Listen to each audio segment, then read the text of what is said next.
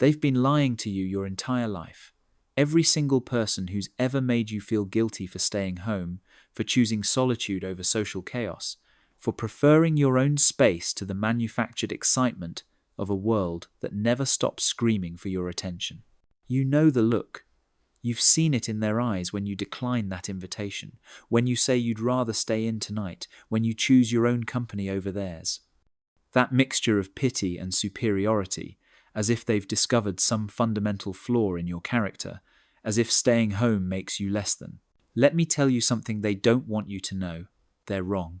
Dead wrong. And deep down, you know it. You feel it in those quiet moments when the world finally shuts up and you can hear yourself think. When you're not performing for anyone, not pretending to enjoy conversations that drain your soul, not forcing smiles that cost you energy, you don't have to spare. But here's what's been happening.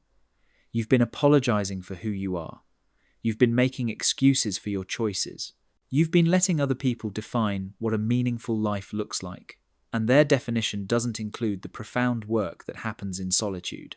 Tonight, we're going to change that narrative.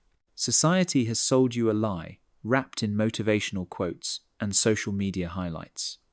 They've convinced you that life only happens when you're out there, grinding, networking, experiencing, consuming. That staying home is the enemy of growth, the opposite of living. What a load of garbage. Think about this for a second.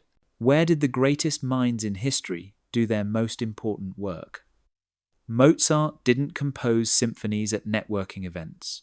Einstein didn't develop the theory of relativity at happy hour. Virginia Woolf didn't write her masterpieces while bar hopping with friends who drained her creative energy. They found power in solitude. They understood something that our hyper-connected, always-on culture has forgotten. Real mastery happens in the quiet spaces. But you've been programmed to feel guilty about this. You've been told that staying home means you're antisocial, lazy, missing out, wasting your potential, avoiding life. Every single one of these is a projection from people who are terrified of being alone with their own thoughts. People who need constant external validation because they've never learned to validate themselves. People who mistake motion for progress and noise for meaning. You want to know what's really happening when you stay home? You're doing something most people are too scared to do. You're facing yourself. And that's not wasting time. That's the most courageous thing you can do. Here's the method that will prove it to yourself once and for all. Tonight, grab that notebook and pen, but this time, you're not writing about what you're doing wrong. You're writing about what you're doing right. Write down every single thing that happens when you're alone at home. Not the surface stuff, the deep stuff, the thoughts that come when there's no one to impress, the ideas that surface when you're not performing, the clarity that emerges when you stop running from your own mind. Because here's what they don't want you to realize. While they're out there collecting experiences like Instagram posts, you're in here collecting wisdom. Let's talk about Quentin Tarantino for a moment, because his story destroys every argument against staying home. Before he became the most distinctive filmmaker of his generation, what was he doing? Working at a video store, staying in, watching movies, day after day, night after night. While other people were out living their lives, Tarantino was in his own space, absorbing, learning, developing his unique voice. Do you think anyone understood what he was doing? Do you think people looked at him and thought, now there's a man who's mastering his craft? Hell no, they probably thought he was wasting his life. A grown man watching movies all day instead of being out there, networking, climbing the corporate ladder, doing what society expected him to do. But here's what Tarantino understood that they didn't. Solitude is not isolation from the world, it's immersion into yourself. When you stay home, you're not avoiding life. You're creating the conditions where your authentic life can emerge. You're giving yourself the space to think thoughts that aren't influenced by the crowd. You're allowing ideas to develop without the constant interference of other people's opinions and energy. This is why the most original thinkers, artists, and innovators in history were often considered hermits or loners. Not because they hated people, but because they understood that creation requires protection. That genius needs space to breathe. And you, sitting there feeling guilty about wanting to stay in tonight, you're not broken, you're not antisocial, you're not missing out. You're protecting something precious. Your ability to think for yourself, your creative energy, your inner voice that gets drowned out the moment you step into the chaos of social obligations and external expectations. So when someone tries to make you feel bad about staying home, remember this: they're not concerned about your well-being. They're uncomfortable with their own inability to be alone with themselves, and they need you to be as scattered and externally dependent as they are. Don't give them that satisfaction. Here's what's really happening when you choose to stay home, even though no one talks about it. You're building something. Every night you spend in solitude, every moment you choose your own company over the artificial energy of social performance, every time you say no to invitations that drain more than they give, you're constructing something that most people never develop: a relationship with yourself. And this isn't some new age feel-good nonsense. This is practical mastery.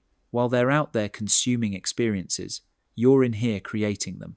While they're gathering stories to tell at parties, you're developing the depth to understand what those stories actually mean. While they're networking, you're developing the internal resources that make networking unnecessary. Think about the greatest achievements in human history. The books that changed the world, the inventions that revolutionized society, the ideas that shifted civilization. How many of them came from committee meetings? How many emerged from crowded social gatherings? Almost none. They came from individuals who had the courage to spend time alone with their thoughts, to develop ideas in solitude, to trust their inner voice more than the external chorus, telling them what they should be doing with their time. This is what you're doing when you stay home. You're joining that tradition. But here's the part that's going to challenge you. You have to own it. Completely. No more apologizing. No more making excuses. No more feeling guilty about your choices.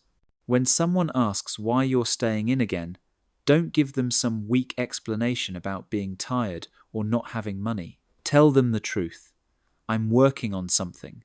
I'm developing something. I'm mastering something that requires solitude. Because that's exactly what you're doing, even if you don't realize it yet.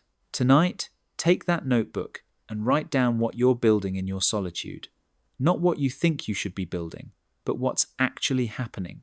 The thoughts that come to you, the clarity that emerges, the creative ideas that surface when you're not performing for an audience.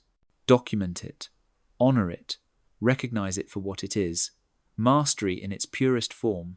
Here's the part they really don't want you to understand. In a world that profits from your constant movement, your endless consumption, your perpetual dissatisfaction with where you are, staying home is a revolutionary act. Every time you choose contentment over stimulation, depth over breadth, quality over quantity, you're refusing to participate in a system designed to keep you externally dependent and internally empty. You think the pressure to always be doing something, going somewhere, meeting someone is accidental? You think the guilt you feel about staying home just happens naturally? This is programming. Deliberate, systematic programming designed to keep you consuming, spending, moving, seeking outside yourself for what can only be found within. Your contentment at home is their worst nightmare. Because a person who is genuinely happy in their own space, who finds fulfillment in solitude, who creates meaning from within, that person doesn't need what they're selling. That person has found the ultimate freedom, independence from the external world's definition of a life worth living. This is why they try so hard to make you feel guilty about it. This is why they push the narrative that staying home equals stagnation. This is why they celebrate the person who's always busy, always moving, always consuming new experiences. They need you to believe that your worth is measured by your activity level, your social calendar, your ability to keep up with their manufactured pace of life. But what if I told you that the opposite is true? What if the person who has mastered the art of being alone, who has created a rich inner life, who finds genuine satisfaction in solitude, What if that person has achieved something that all their external seeking can never provide? What if you're not missing out on life by staying home? What if you're finally finding it? Tonight, make this decision. Stop apologizing for who you are. Stop making excuses for your choices. Stop feeling guilty about preferring your own space to their chaos. Instead, recognize what you've actually accomplished.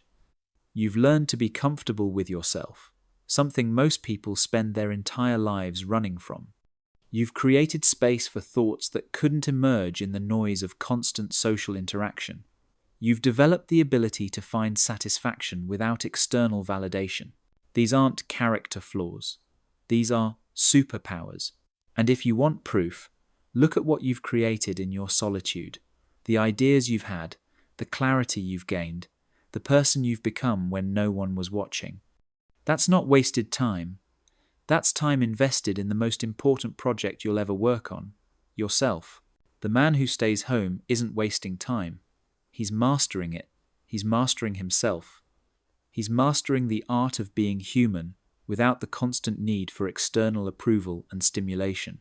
And that's the most valuable skill you can develop in a world that's forgotten how to be still. So tonight, when you choose to stay in again, don't apologize.